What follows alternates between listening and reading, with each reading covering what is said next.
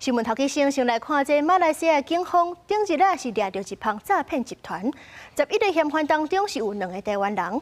因的警方是引用法条强调讲，除了上当会当判关10年，嘛会当判鞭刑。有这马来西亚的律师就讲，犯当罪亲像是谋杀、贪污、性犯罪这款罪行，50岁以下健康男性，互人判鞭刑的几率是真悬。这也就引起咱国来讨论，咱台湾敢有需要用重刑来阻止犯罪？刑警到这边介护将人押解回来台湾，把有19名台湾人跨海到马来西亚，设立起帮诈骗靠台马合作，专防遣返回国。好了，各位他们请上课。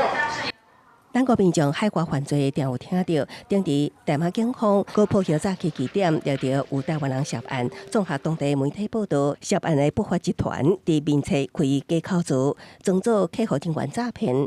台马警方在次展开查缉，抓到11名嫌犯，其中包含2名台湾人，并且遭检调搁较原因法条强调，犯罪者面临相关10年的有期徒刑之外，也恐惊搁受鞭刑处罚。通常会关系到这个鞭刑的，比如讲有这个强奸罪行啊、贩毒啊、绑架、贪污啊，都会被鞭的。鞭刑还算是高的，因为像我说，有些他们就是会政府想要达到这一个组合的作用。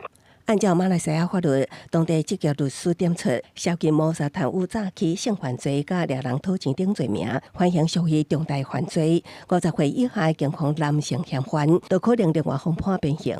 专案有咱国民众涉入其中，咱国刑事局回应，台湾人嫌犯身份甲案情拢也咧查证。鞭刑公投，遏阻犯罪。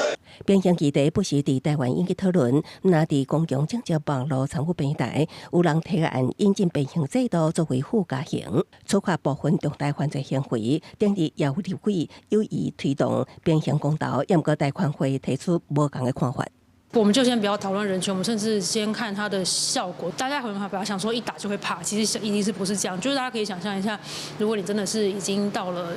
就是你可能是犯罪者的时候，其实你会因为有鞭刑就不犯罪吗？其实不见得。